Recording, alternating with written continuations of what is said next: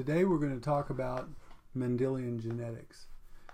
Last week we spoke about the molecular basis for genetics. We talked about transcription and translation, protein synthesis. And today we're going to talk about the more macroscopic, that's MACRO, the life-size version of what happens on a molecular level. And in order to do that, we have to go over Mendelian genetics. Mendelian genetics is called Mendelian genetics because it's named after Gregor Mendel, whose picture is shown here on the slide. And in his experiments, fortunately, he did something. He worked with a plant and used the concept of true breeding. What does true breeding mean? True breeding is a situation where an organism has a certain characteristic that is always passed on to its offspring. When that occurs, we say that the organism is bred true with respect to that particular characteristic. So for example, if flower color is what we're talking about, if that flower color is always passed on to the offspring, which generally it is, then it breeds true for flower color. So Mendel essentially used something called a pea plant, and he looked at several genetic characteristics. And one of the concepts that he took advantage of was the fact that in plants you can self-pollinate. And what that means is that the plant actually acts as its own mother and father. In a plant there are sexual organs for both sexes. There are anthers, which is the male aspect, and a pestis, which is the female aspect, and you can transfer pollen, which is the plant version of sperm, from the anther to the pestis and pollinate a plant or cross a plant with itself. Now in Mendelian genetics you talk about different generations and you look at certain things that occur, and what Mendel was able to do was to look at various situations. For example, up here you see that, remember last week when we were talking about meiosis, in the autosomes or the non-sexual cells, each plant has two versions. And here you see the two versions of a gene, and what they're talking about here is tall versus short. And they use a capital letter T, capital T, to represent tall, and it's also to represent the dominant characteristic, which we'll discuss in a minute. And they use a smaller case T to represent short, which is the recessive characteristic. Now, during meiosis, you can only pass one of these two to your gamete. Remember, the gamete is the sexual cell. So, if to the male sperm or the female ovum, you can only pass one of these two to each. Now, when these two unite during pollination, you end up with a combination that looks like this. And again, that means that each cell has one of each type of gene or each type of gamete represented, and it has a genotype that looks like this. And because the large or tall is dominant, both of the plants are tall. Then if these two cross, they can contribute either a small t or a big T, a big T or a small t, and you have four. In the second generation you have four plants, each of which has either this from here and here, two big T's, a big T and a small t from this one and this one, or two small t's, in which case you have three tall plants, one of which has both big T's, one has a large one and a small one, and then the one small plant has two small t's. So here's two generations. Here's the parents up here, and then two generations after that. And Mendel's experiments were done to work this out. And he actually looked at many more characteristics. He looked at 7 characteristics in pea plants to do his experiments. And these are the 7 characteristics. There was the tall versus short. There was the positions of the flowers, which were either axial or terminal. It's not really important what these two mean, and I won't spend time talking about it. The nature of the pod, whether it was inflated or constricted, the color of the pod, which was either green or yellow, the color of the seed coat, which is gray or white, the nature of the seed, round versus wrinkled, and then lastly, the color of the cotyledons, and again, it doesn't matter what that means, but that they're either yellow or green. And so, in a Mendelian situation, again, you start out in the first generation, you have a pure homozygous round, which are 2 big R's, and a pure homozygous little r, which represents 2 wrinkled seeds, and each gamete looks like this. And so all of the subsequent first generation, just like in the last example, are big R, little r, and because the big R is dominant, they all have round seeds. If they pollinate with themselves, you can see that each gamete, the female here and the male here, again contributes one of the 2 possibilities.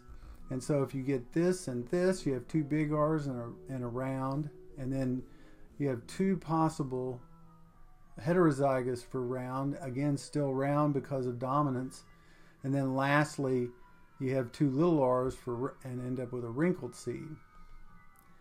And so Mendel, using these experiments, was able to show certain factors or certain characteristics or certain laws that were true. And the first of these laws is that all genetic traits of an organism are determined by packets of information that he called factors.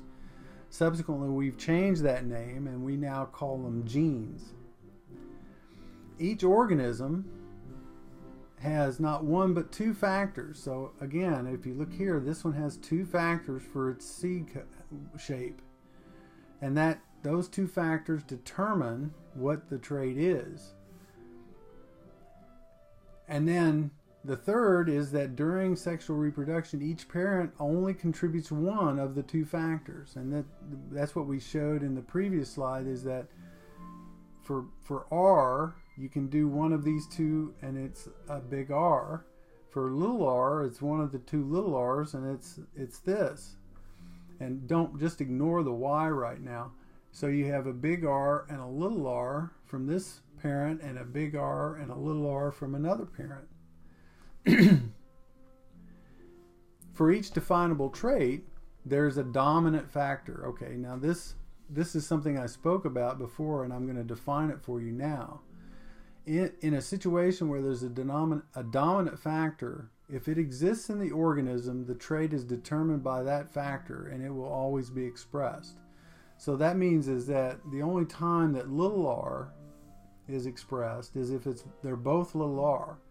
If you have either 2 big R's or a big R and a little r, then the big R expresses. It's said that the big R is a dominant trait.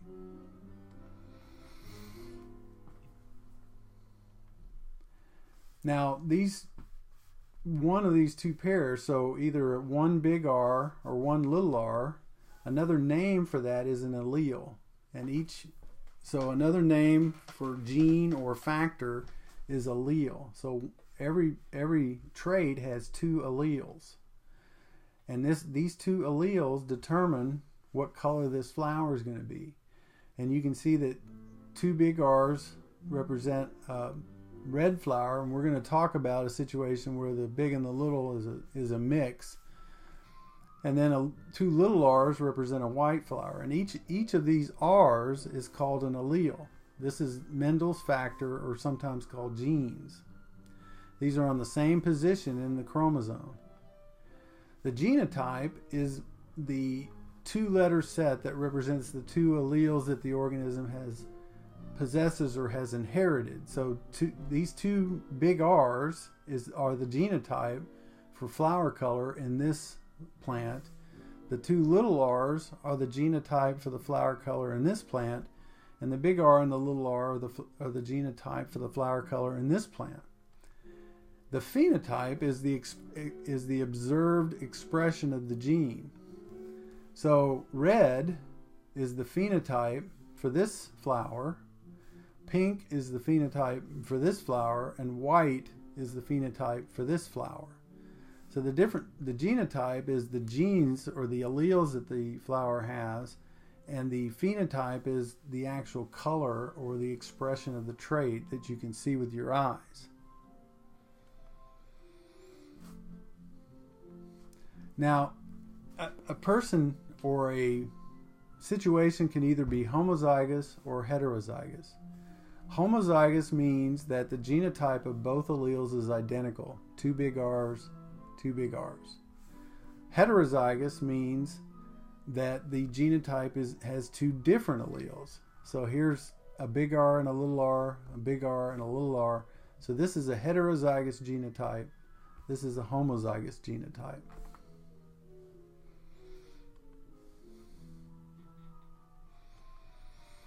As I said, when something is dominant, it means that if that allele will determine the phenotype if only one is present in the genotype. So if you have homozygous for the dominant allele or heterozygous, that both of those phenotypes are the same. That means that purple allele, big B, is the dominant phenotype. Recessive is only expressed if it's homozygous recessive allele.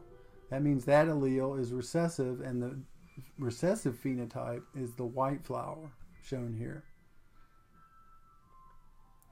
The recessive phenotype is only expressed, and the allele only determines the phenotype if it's homozygous. Both alleles have to be the same for recessive genotype to be expressed as a phenotype.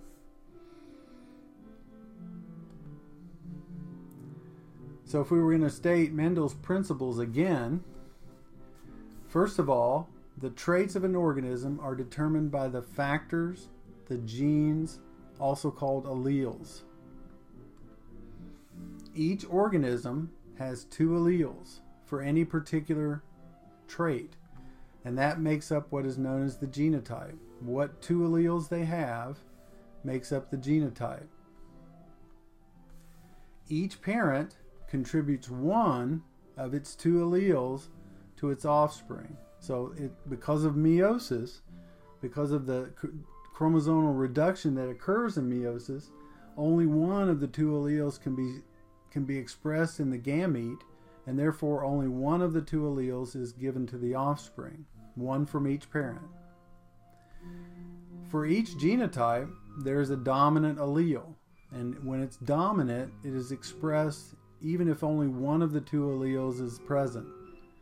Now another one that's up here that's not in this list here and not in the list in the book is called the law of independent segregation, and what that means is that alleles from different genes, so the alleles that determine, say, flower color versus whether the pea is wrinkled or round, they separate and move independent of each other. So whether a person or a plant gets a tall versus a short allele, or a red flower versus a white flower allele, the fact that they got a red flower allele has no impact on whether they have a tall allele or a short allele. The segregation or the